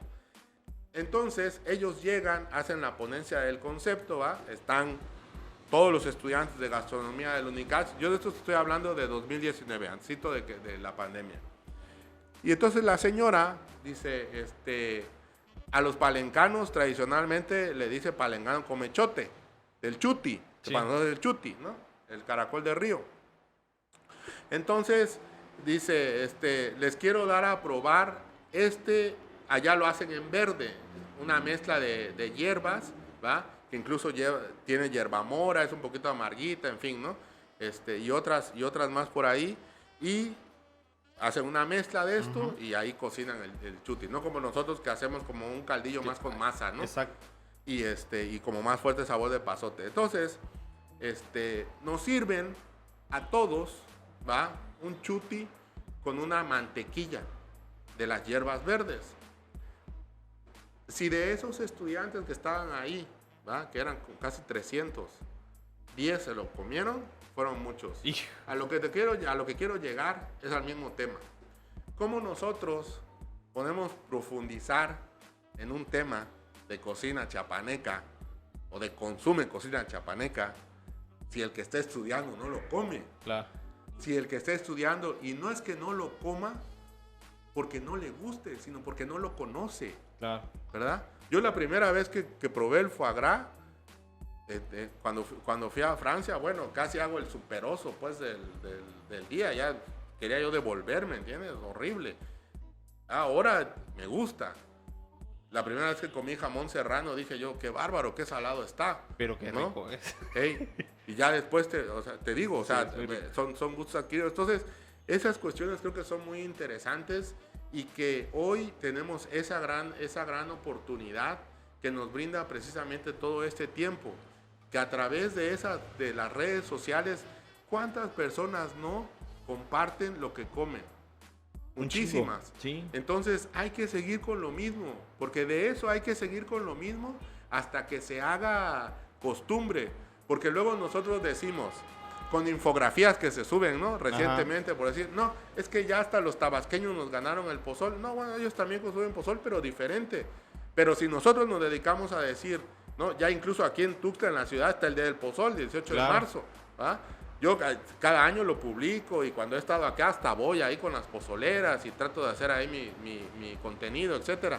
Pero tenemos que, así como el pozol, hay que seguirle dando a todo lo demás para que nunca se pierda ese gusto. para que también entonces luego decimos, es que ya no viene la señora que vendía el chuti, ¿no? Aquí hay una señora en el nuevo mercado de los ancianos que ya te lo da listo, porque la gran friega del chuti es cortar la cola, porque si no le cortas la cola no lo puedes succionar, no lo vas a comer, ¿no? Entonces es parte fundamental, ¿no? Y lo que más trabajo cuesta es eso, porque es un tema artesanal. Entonces, ¿cómo vamos a poder hacer en algún momento? Yo estuve yendo a Villaflores y le dije, oiga, aquí hay hierba santa, pero nos podemos tener hierba santa para siglos y siglos. Sí, claro. ¿Por qué nadie ha utilizado la hierba santa? Vende hierba santa deshidratada. En Central de Abasto, que llegan ese tipo de productos de origen tabasqueño, ¿tú sabes cuánto costaba? Estoy hablando de un precio de hace 4 años, 100 gramos de chipilín con todo y rama en la Central de Abasto, que va a ser el primer distribuidor, 400 pesos. ¿Qué estamos haciendo? Necesitamos despertar un poquito. Y aquí, pero bueno, chef, se nos va el tiempo y creo que me parece, podemos armar un podcast nada más tú y yo hablando creo que de algunas anécdotas que creo que me parece muy importante, pero bueno, debido a las condiciones del tiempo. Creo que tú lo has apuntado muy bien en la entrevista del contenido. A ver, nosotros que estamos creando contenido periodístico de alguna forma y cultural, creo que es el gran fin, pero bueno, tú te has destacado y justo creo que me parece importante lo que decías, ¿no? Decías en algún momento, creo que en este punto de mi vida no me parecía tan importante y ahora ya lo es, ¿no? Estás creando contenido, has creado series sobre comida chiapaneca. Oye, ¿cuál es tu intención al respecto? ¿Qué es lo próximo que vas a hacer? Y sobre todo, ¿dónde te puede encontrar la gente para que te vea? Pues mira, la gran intención que es esta que te comenté, es sobre todo no perder nuestras raíces, ¿verdad? Existen estudios hoy en día en un país como Chile, ¿va? En donde ha reactivado su economía en base a todos estos argumentos de economía naranja, de la economía artesanal, del consumo de las artesanías, de los textiles. Esto ha sido de la mano por los jóvenes. Entonces, más que nada, mi mensaje es hacia todos ellos, ¿no? Es decir, cuando uno es joven tiene más ganas de hacer las cosas. También es un poco más eufórico y toma todo un poquito más personal, ¿va? Aquí de lo que tratamos es de sumar, ¿va? Sumar y sumar, porque mientras más sumemos, más lejos podemos llegar. Entonces, hay cuestiones que ya incluso hoy en día mis situaciones de logro van más allá de que si me pueda producir un bienestar económico o no, ¿verdad? Sí, ya te subiste al ladrillo, te bajaste del ladrillo. Yo, gracias a Dios, estoy en una posición de picarle el elevador para que baje y que se suban otros, ¿va? Los más que se puedan y los más que se quieran subir. Entonces, es primordial que sigamos consumiendo nuestra cocina, nuestra gastronomía, todos estos ingredientes maravillosos de cocina local, porque yo siempre hablo, y esto lo hablo no en base a una cuestión de un deseo particular, ¿va? Lo hablo en base a datos. Te lo voy a poner muy sencillo. Después de un peregrinar profesional, una vez que termino presidencia, empiezo a trabajar en hoteles, mucho en hoteles. Puse unos restaurantes en Ciudad de México, por ahí, como propietario, ya, porque luego pues eres socio a veces y no tienes decisiones. Yo como propietario que decía qué hacer y qué no hacer, ¿no? ¿Verdad? Entonces, encontré en el año 2012 un sitio que fue San Miguel de Allende, en donde estuve casi 8 años de mi vida. San Miguel al inicio para mí fue un lugar en donde yo llegué incluso para trabajar para un hotel, pero ya tenía todas estas invitaciones de los amigos, de mis compañeros de la Universidad de Rans. Oye, ¿por qué no vienes a dar una ponencia? ¿Sabes tú que yo fui a Dublín, a Irlanda, a dar una ponencia de la relación entre los irlandeses y los mexicanos por la gastronomía de Sonora? Hijo, qué buena investigación. Yo no soy de Sonora, ¿verdad? ¿Y sabes tú por qué Sonora es el número 1 en criando ganado? Por la diáspora irlandesa. ¿Sabes por qué su postre fundamental, que son las coyotas, es en un inicio la misma concepción de un alfajor, nada más que puesto de distinta forma, de un alfajor argentino? Por eso también los argentinos son buenos criando carne. ¿Ah? ¿Sabes que nuestro último virrey O'Donoghue era irlandés? Que los irlandeses pelearon con Santa Ana para defender San Antonio, el Álamo. Que esta misma diáspora irlandesa antes eran O'Shea y hoy se apellidan Ochoa, o eran O'Brien y hoy se apellidan Obregón. En fin, fui y tuve la fortuna de que el ministro de Turismo de Irlanda estuviera presente, porque ese fue un evento muy de academia, porque a mí me gusta la academia, porque hay diferencias. Por eso yo también entre los cocineros, digo, hay cocineros y hay de lo demás, ¿me entiendes? También hay payasos de cocineros, también. O hay cocinero que le gusta siempre el meter la puya, ¿no? A mí, sobre el muerto las coronas, como dicen, ¿verdad? 22 países, gracias a Dios, he conocido por cocinar, no son poquitos, ciudades, cientos. Tengo la fortuna de decir que he hecho cazueleja de elote en Turquía, ¿verdad?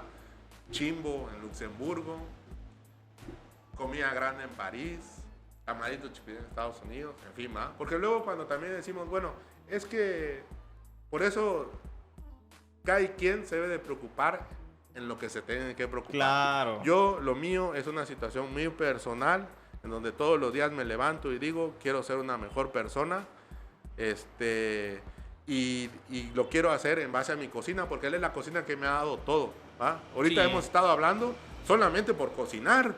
Yo no aprendí, como una vez también se lo dije a alguien, teoría de la relatividad cuántica, ¿va? Que quería ir a la NASA o no, yo de cocinero, ¿me entiendes? Sí, claro. Y Sí. gracias a mi oficio y a desarrollar de forma particular mi oficio, es que fui llegando a ciertos lugares, ¿no? Imagínate yo el día que estaba Y ciertas oportunidades, claro está. sirviendo mi pozole de langostinos enfrente de la Torre Eiffel en París, que me contrató un museo ahí, el Quai de Branly, porque había una exposición que se llamó Los Mayas, un tiempo sin fin. O sea, Sí, esa sí, famosísima esa exposición. me han tocado así, ¿no? Muchas situaciones muy particulares, pero hoy en día, y desde que dejé San Miguel, todo esto va por San Miguel, ¿va? Entonces, San Miguel, en 6 años, fui parte fundamental de construir la historia del San Miguel Gourmet, ¿va? Incluso con publicaciones en National Geographic. Mi restaurante de repente un año apareció es que ahorita luego estoy medio pocho y me cuesta trabajo recordarme de las palabras en español. Sacaron un reportaje de Forbes Latinoamérica, que se llamó Rincones Lujosos de San Miguel, y apareció, mi restaurante se llamó Café Contento, y apareció Café Contento. En ese Café Contento llegó la embajadora de Francia a dar una conferencia de prensa para un evento que se hacía de manera anual hasta la pandemia, que se llamó el Goût de France, y que tuve la fortuna también de representar, y que después por eso también en un concurso mundial de cocina que se hizo en 2018 fui a cocinar a París, o sea, muchas cosas, ¿entiendes? Entonces, impulsé muchísimo San Miguel de Allende, ¿va? ¿Por qué me fui de ahí? Por las situaciones de inseguridad, ¿va? Ya muchos conocen mi historia, temas de extorsión. En donde todo eso que hicimos, pues se acabó. Uh-huh. Y curiosamente, cuando el chef Bossuet deja de vivir en San Miguel de Allende, se acaban las historias de San Miguel de Allende, porque también allí habían los chefs de los 50 Bs, también había Ajá. las cadenas hoteleras que sí tienen recursos, ¿va? No como tu servidor, o sea, me refiero al volumen, ¿no? Claro. Y muchas cosas se acabaron. Entonces, cuando yo en mi primera etapa, donde regreso a Chiapas en 2019, que fue antes de la pandemia, empiezo a subir el contenido en mis redes de Chiapas, y las redes empiezan a crecer solitas. Sí. A tal grado que, bueno, que ahorita pues estamos empezando a vivir hasta de cierta forma un sueño, ¿no? Con el tema del YouTube. Sí. En el YouTube, lo primero que yo empiezo a subir son acerca de las danzas y lo que te platiqué de las copollitas. Después me voy al Carnaval Coiteco, en donde, por cierto, eso sí lo quiero nombrar, gracias a unas iniciativas ciudadanas y a una charla que yo les di de turismo, ya hay unos grupos de pequeños empresarios, muy, muy pequeños, pero muy buenos, súper interesantes, que están desarrollando modelos para tener turismo, porque no hay que pensar en el turismo de los 4,000 o de los 6,000 kilómetros, hay que pensar en el turismo cercano de aquí, de nuestros mismos chiapanecos, ¿va? Claro. ¿Cuántos niños realmente conocen el Cañón del Sumidero? Han ido a Puerto Arista, a Boca del Cielo, a Palenque, en fin, al Carnaval de Coita, ¿no? Al Calalá de Suchiapa, en fin. Entonces, todas esas cosas nos empezaron a dar mucho movimiento en las redes, y como tuvimos un tiempito por ahí, surgió la idea, precisamente yo dije, bueno, ¿cómo puede ser? Porque cuando las cosas empiezan a tener un buen resultado, pues obviamente todos te empiezan a pedir, ¿verdad? Oye, che, ¿me puedes grabar? ¿Cómo le haces? Etcétera, ¿no? Claro. Y yo dije, bueno, ¿cómo podemos hacer un concepto de una serie en donde no solamente ocupe las cuestiones de la cocina o a cocineras tradicionales, o comideras como son conocidas acá? Entonces, de ahí que fue el nombre de la serie, que ahorita pensamos hacer ya la segunda temporada, que se llama Delicias y Colores de Chiapas. Gastronomía, turismo y cultura y tradición de Chiapas. Y ahí hemos tenido la fortuna de conversar, pero yo he buscado, que eso sí, o sea, lo digo muy abiertamente, personas que ya son probadas. Y te lo voy a decir por qué. Porque creo que en gran parte de nuestro estado hay mucha gente la cual ha hecho una gran labor y no se le conoce ni se le reconoce, ¿verdad? Muchos esperan que en algún día el presidente municipal, el diputado no sé quién, el o aquel político, les abra las puertas, los apoye. Nunca ha sido, nosotros no tenemos una política pública, como hace rato lo dije, como otros estados, incluyendo también Michoacán, que me faltó de mencionar, en los cuales la gastronomía sea un eje turístico, ¿va? En algún momento, en estos últimos años, se hicieron unos festivales de la gastronomía chiapaneca. ¿Quién crees que dio la idea, va? Porque eso está en una entrevista que di para una secretaría de aquí, ¿va? Pero también por todos estos temas que son complejos luego a nivel político, tampoco ya me gusta meterme y pienso que pierdo mi tiempo. Y a mí lo fundamental en mi vida es mi tiempo, ¿va? Porque prefiero disfrutarlo tomando mi pozolito y comiendo mi empanada a estar en una reunión en donde son temas horizontales que nunca llegan a nada, ¿no? Tú lo dijiste desde el inicio, claro. O sea, lo primordial de alguien es que tiene que activar y que lo tienen que hacer, ¿no? Los hechos. Entonces, es en lo que estamos y es hacia donde queremos ir, a dónde queremos llegar, que quizás en 5 o en 10 años estamos hablando de que la cocina chiapaneca ya tenga una importancia dentro del aspecto de la cuestión nacional, ¿no?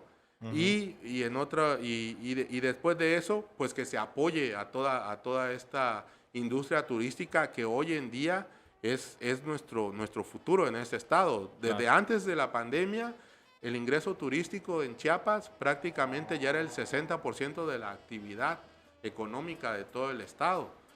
Éramos, hasta antes de la pandemia, más o menos como lugar 11 o lugar 12 como estado, uh-huh. Un poquito más de 300,000 personas. Imagínate que si gracias a esos videos que hacemos, empezamos a hacer que 2 personas más vengan por día, y después que sean 5, 10, 100, etcétera, y que un día, nuestros compañeros aquí en Chiapa de Corzo no se cansen de salir en sus lanchas para mostrar el Cañón del Sumidero, ¿va? Entonces, que nuestras pozoleras no se cansen de hacer pozol, de tanto pozol que van a vender con los turistas, porque eso es lo que determina el turismo gastronómico. El turismo gastronómico para España, por ejemplo, es la mitad de su ingreso.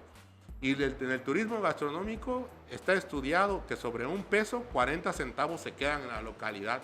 Por eso es tan importante, por eso yo siempre hablo de conserva tu tradición, habla de tu tradición. Ahorita, por ejemplo, ¿verdad? Yo siempre me he sentido zoque, por el tema de mi abuela. ¿Ah? Entonces, me gusta mucho la tradición y ahorita que ya se acerca una fecha en donde se come tamalito de hoja de milpa con jocote, ¿verdad?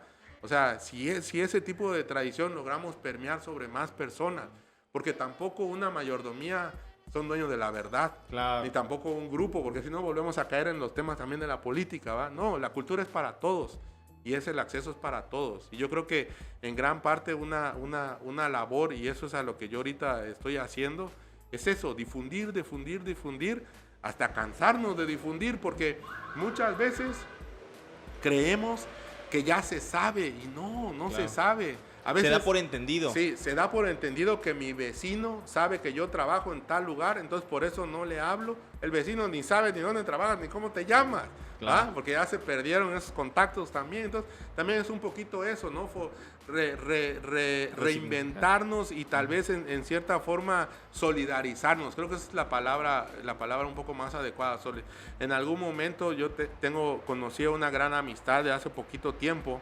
Se llama Arash Derambarsh. Arash, él es el que hace esta ley en contra de los desperdicios alimentarios, que ese es otro tema también en los que estoy metido, de los desperdicios alimentarios en Francia y después que permea a la comunidad europea.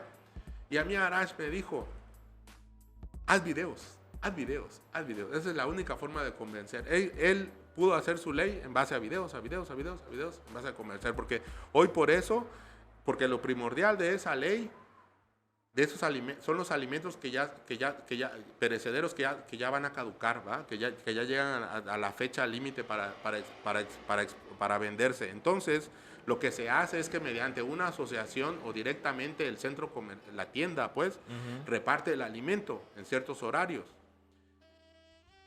¿Tú quiénes crees que ha sido la gente, el estrato de personas que se ha beneficiado más con esa ley?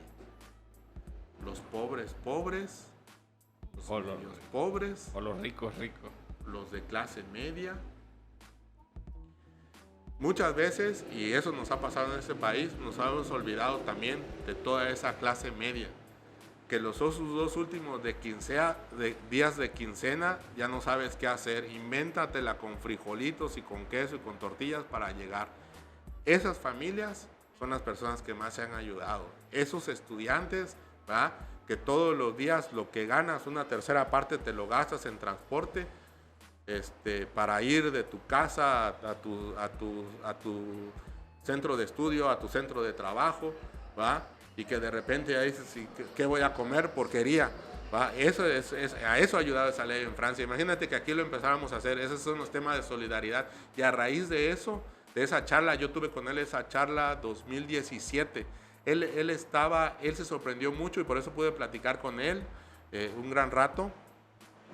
Y de ahí ya nos hicimos cuates en redes sociales en muchas situaciones, porque decía, ¿cómo viajaste 400 kilómetros desde San Miguel de Allende para venirme a escuchar? Porque yo sabía de su labor. Entonces yo creo que eso es una parte pues esencial, ¿no? A mí son como los lugares en donde a los que quiero llegar, y pues qué bueno que por medio de nuestra cocina y de nuestra cocina de Chiapas pues lo podamos hacer, ¿verdad? ¡Qué intenso, che! Ahora, yo te conminaría, y creo que es muy importante visualizarlo desde ahí, que creo que es hacia donde yo lo llevo, es que, como ven, el chef, o al menos lo podemos escuchar, de que la cocina es el pretexto.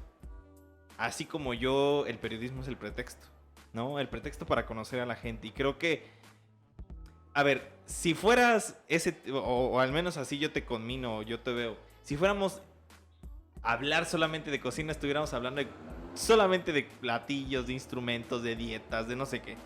Pero vemos que cuando la cocina se ve de forma integral, cambia mucho la perspectiva, ¿no? Y por eso creo que tiene muchísima coherencia el último que dices, ¿no? Porque la cocina al final de cuentas no sale nada o no se explicaría porque no es como un sujeto aparte, no es como una área aparte, sino que al final de cuentas es transversal, como aquel que estudia psicología, medicina, arquitectura, ingeniería, al final de cuentas es transversal, ¿no? Y si uno no tiene una mirada crítica sobre lo que hace, al final de cuentas creo que se pierde, ¿no? Ahora, Para terminar, no sé si nos recuerdas tus redes, chef, porque eres muy activo en redes, para que lo vea la gente, no sé, de forma muy rápida, Twitter, Instagram, YouTube sobre todo. Pues estamos en prácticamente todas digamos, las plataformas, ¿no? Más conocidas. Estamos como Chef Bosuet, así nos encuentran, @Chef Bosuet. Estamos Twitter, Instagram, TikTok, Facebook, YouTube, en el canal de YouTube. Nos pueden encontrar también ya, que ese, por ejemplo, ya es uno de esos logros personales que siempre dan mucho gusto. Ya estamos también en Wikipedia, Sí. ¿no? Gracias a todo ese contenido pues que personas como tú han escrito de este cocinero chiapaneco y sanroqueño. Entonces, para mí, digo, eso me valió mucho porque pues ya está ahí, ¿no? Hoy en día esa es la memoria del mundo. Claro. Es prácticamente universal, ¿no? Entonces ya que aparezcamos, pues nos da mucho gusto.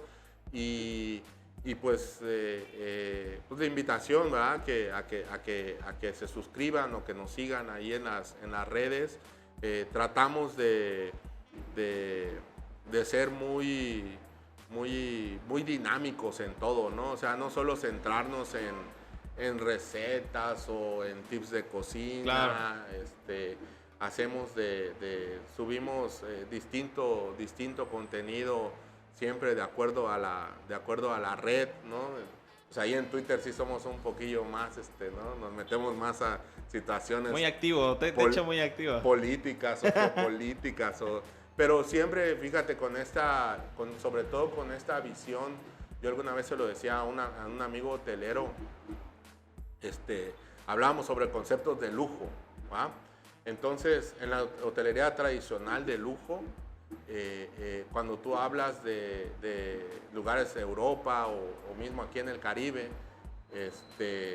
pues las organizaciones son completamente diferentes. Cuando hablas de un hotel de lujo para Latinoamérica es otra cosa. Claro. O sea, y sobre todo porque hay más actividades que realizar aparte de cocinar, ¿verdad? Entonces son pocas las compañías o las marcas que realmente ofrecen una buena experiencia como colaborador. Sí. O sea, que eso es, a veces uno dice, como si estás trabajando para fulano de tal. Yo hay cosas que no consigo. Has de ganar un chingo de paga, claro. Sí, que no consigo, o que tú tienes que hasta llevar tus cosas, ¿no? Para trabajar, en fin. Entonces, pues hay, como dicen, no hay de todo en la viña del Señor, pero sí creo que es también fundamental en la forma de pensar, y volvemos otra vez con este grupo de jóvenes, ¿va? Que pues el límite se lo ponen ellos. O sea, aquí realmente, y sobre todo hoy en día, es mucho más sencillo llegar a otros lugares. Hace poquito, por cuestiones de trabajo, visité Punta Cana, nunca había ido. Muchas personas me dijeron, no, es como Cancún, es como no sé qué. La verdad es que el aeropuerto más se parece al de Huatulco, que Cancún ya es un monstruo, ¿me entiendes? La Riviera Maya es un monstruo. Allá apenas van comenzando, y hablé mucho con los cocineros locales, obviamente, porque tenía un proyecto quizás para ir, pero me di cuenta que en ellos había esta falta de orgullo comunitario. Y entonces yo le dije a uno, bueno, ¿y por qué no hay una noche de comida de República Dominicana en el hotel, ¿no? Aquí para nosotros en México esos pasos ya los dimos, ¿me entiendes? Sí, ya estamos en otro nivel. Ahora que estuve en Estados Unidos también de eso me di cuenta. Aquí, en el lugar más chiquito o el más humilde, como lo quieras ver, se cocina mucho mejor que en un 50% de establecimientos de allá. Porque allá prácticamente es productos de conveniencia, abre la caja, abre las carnitas. ya cuando tú ya tienes una experiencia, ¿va? Sobre todo de lo que hablábamos de la cuestión gustativa, te das cuenta que está hecho con la manteca quemada, no es el sabor que queremos, pero pues allá es lo que hay. Las tortillas traen goma para que no hagan pancita, pero sí puedan aguantar la salsa de las enchiladas si no se toman la salsa. Pero si no se toma la salsa, hay un tema, o sea, en todo hay un tema. El maíz como tal, ¿qué es lo más rico en un tamal? Lo vamos a poner de esta forma, o en una tostada. ¿Qué es lo más rico? Puta, el maíz, ¿no? Lo más rico es la capa de la tostada que se mojó con el ingrediente que le pusiste arriba, llámele cochito, pollo, lo que sea, que le escurrió el caldito tu repollo en escabeche, lo que haya sido. Ese taste, claro, que se juntó ahí, como dirían los japoneses, es el umami. Es el umami del taco, es el umami para el pozole, porque a veces pruebas pozole, te sabe separado el caldo del grano. Y por aparte la carne. Y luego a veces hasta te sabe como a cuchara, ¿va? Como a metal. Son esas cuestiones, ¿me entiendes? Entonces, en Francia existe una palabra que se dice mijote, il faut mijoter, que es precisamente eso de reservar, de juntar. ¿Qué pasa si yo horneo una carne, ¿va? Y la saco inmediatamente y la corto? Se desjuga. Tiene que reposar. Mijoter, reposar. Ya se reposa. Toda la cuestión física que tuvo a través de la subida de la temperatura, el agua regresa a sus lugares, lo cortas jugosísimo, ¿va? Sí. Son temas que a veces, por eso, nunca coma usted su pavo o su pollo si lo acaba de sacar del horno, o su cochito, déjelo reposar 20 minutitos y sírvalo. Es para que baje el agua. Así es. Entonces, esa es lo mismo que sucede cuando a nosotros, eso en la cultura, en nuestra cultura mexicana, lo tenemos en el ADN. Sí, ya está rebasado. Por eso sabemos cómo hacer un taco. ¿Sabes cuál fue mi tema principal? La primera vez que hice un festival de cocina, que fue por cierto en Monte Carlo, en ese 1999, donde hice tamalito de chipilín, también ahí, eso me faltó decir, hice tamalito de chipilín, y hice carne con limón, carne esta chupada con limón, ¿no? La tártara que le hice. De repente, los cocineros llegaron así como 5, chef, las tortillas no sirven. ¿Cómo va a servir? Yo apenas era estudiante, no estaba terminando de estudiar, pero ya ahí yo iba como el chef, ¿no? Chef, no sirve. ¿Cómo va a servir? Y a ver, enséñame cómo hiciste el taco. Una situación muy sencilla. La pancita del taco la estaban poniendo en la parte de afuera, lo grueso por dentro, entonces lo doblaban y se rompía. Eso, nuestros descendientes, hijos, sobrinos, lo que sea, niñitos, que nunca se les ha enseñado nada al respecto, el día que hacen un taco lo sabe hacer. Sí. ¿Va? Entonces, es un rollo cultural, ¿no? Así es. Entonces ya es esa cuestión, o sea, es inminente del mexicano. Y esas cuestiones son para las que yo tomo, cuando ya dices, bueno, ¿y en base a qué cocinas? Yo cocino en base a eso. Me encanta, por ejemplo, hacer mezclas de grasas para decirle a la gente, ya ves, la bronca no es la grasa, la bronca es cómo te lo comes. Claro. ¿Tú ves cómo brillan los moles? A mí me parece fascinante cómo brilla un mole. Mientras más lo mueles, más brilla. Pero si no lo mueves, se separa, ¿va? Hace ojos. La grasa... Sí. ¿No? Va a explotar. Todos los aceites esenciales que salieron de las semillas hacen. Por eso lo que te decía hace rato de la cuestión, eso lo sé porque estudié, ¿va? Si no hubiera estudiado también, porque luego también hay personajes, ¿va? Que saben hacer 5 platos y ya soy chef. Yo tengo una frase para eso. Las parteras no están en el Hospital Los Ángeles, ¿va? Claro, Felipe, sí, claro. Entonces hay que tener un respeto a la formación. Entonces yo respeto mucho mi formación, por eso hablo. Si no hablara, porque también otra de las frases que me gustan mucho es que hablar es gratis, soñar también es gratis. Hay que enfocarnos más en soñar. Eso, chica. Muy bien, chef. A ver, nos faltarían minutos, la verdad, pero tenemos que cerrar este capítulo. Creo que a ver, para la gente que de repente podría estar escuchándonos y viéndonos, pues decirle que es la primera vez que lo veo, o sea, como lo mencionábamos al principio, teníamos esa comunicación por Twitter, pero creo que la verdad muy sana, creo que es un gran tipazo, creo que te puedo ver desde el principio, Y pues nada, esperemos que nos volvamos a encontrar y volvamos a platicar, ¿no? Me parece hasta catártico. Digo, yo te puedo preguntar varias cosas desde lo periodístico. Inclusive dar nuestra opinión sobre ciertas cosas, creo que eso me parece importante. Se nos pasó a hablar justo sobre una historia como muy importante de el tema de que te fuiste a vivir a Estados Unidos, ahorita estás por acá, pero bueno, se nos va el tiempo desafortunadamente, y afortunadamente porque sí creo que pudimos haber abarcado ciertos temas, y pues nada, agradecerte infinitamente el tiempo. Sé que tienes una agenda apretada por venir a Chiapas, no vienes cada rato, y me dijiste inmediatamente sí, eso te lo agradezco. Pues a un desconocido, literalmente le dijiste que sí, y eso te lo valoro muchísimo. Y pues nada, recordarle a la gente, bueno, no sé si quieres dar un último mensaje, así de forma ya... No, pues yo creo que nada más, pues te agradezco mucho, mucho la invitación, y pues esto también de las entrevistas o las invitaciones, ¿verdad? Que luego tenemos con los medios.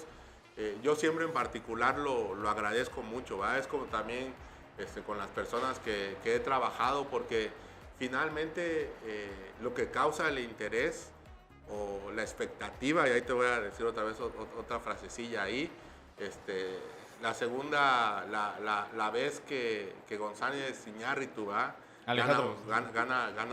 el Oscar, él dice... son las personas las que se generan una expectativa de mi trabajo, porque yo siempre trato de hacerlo bien, ¿no? Uh-huh. Entonces, yo soy una de esas personas, ¿verdad? No hago diferencias tampoco de ningún tipo, y siempre, más que nada, creo que hay que ser agradecido porque te buscan, porque te tomas un tiempo, ¿va? Estamos aquí en este programa, todo lo que se necesita alrededor de un programa, ¿va? Porque ya nuestros públicos ven un producto terminado, ¿no? Claro. Lo mismo que sucede en la cocina, o sea, vas y disfrutas de algún platillo en la mesa. Es un ejemplo que yo también siempre pongo en estos temas, cuando en los restaurantes se dice servicio o comida. Y yo siempre pongo un ejemplo y le digo, llega tú a una mesa, ¿verdad? Con un plato vacío, se lo pones enfrente al comensal y le dices, servicio, señor. Sí. Servicio. ¿Ah? Verás cuánta propina te van a dejar y cuánto te van a pagar por eso. ¿Ah? Yeah. Entonces, estamos claros que no hay, que si fue primero el huevo o fue primero la gallina. O sea, si no hay un producto, no hay nada. No. Y lo mismo es para las empresas. Y por eso también, cuando ese rato que yo te decía de las personas que hemos tenido la fortuna o los artesanos con los que hemos tratado, que son personas que llevan años haciendo eso, es precisamente porque si ya llevas años, es porque te gusta. Podrías estar en cualquier otro lado, sobre todo ya cuando tienes una edad ya mayor, puedes estar en tu casa incluso, si quieres, sí, solamente tomando tu café con pan y ya estuvo, ¿no? Pero si todavía a esa edad estás buscando tu barro para hacer las ollas, ¿no? Como pasa aquí en Ocuilapa, pues es algo loable, ¿no? Entonces, creo que eso es importante también hacérselo ver a las nuevas generaciones. No hay éxito espontáneo. Claro. El éxito es una sumatoria de virtudes, como es también el fracaso. Es una sumatoria de malas decisiones. Pero eso pasa en todos lados. Es como el tema de los árboles, ¿va? Porque en nuestra ciudad siempre decimos con las primaveras que tenemos por acá, ¿va? Porque es que siempre dan sombra hacia este lado. Pues es que el árbol lo que busca es la luz del sol para poder desarrollar la fotosíntesis, claro, y crezca, etcétera, ¿va? Por eso a veces crecen chuecos. Uh-huh. Entonces, eso es lo mismo como nosotros como personas, ¿no? Nuestra gran oportunidad es que, decía alguien ahí en el Estado Mayor también sabiamente, si te portas bien, no aseguras que te vaya bien en tu vida, pero te va a ir mejor que los que se portan mal. ¡Hijo de mil! Oye, qué buena frase. Cuando te vaya mal, no te vaya tan mal. Mira, qué buena frase, chef. Ahora, entonces, cerramos este capítulo. ¿Te parece muy bien, chef? Te agradezco muchísimo. Gracias por conocerte. Y pues nada, decirles a la gente que este podcast se puede ver, escuchar, se puede ver a través de www.youtube.com/Chiapas Paralelo TV, y se puede escuchar en Spotify, en Apple Podcast, en Google Podcast, en Amazon Music, buscan Inventario de Chiapas Paralelo y ahí estará.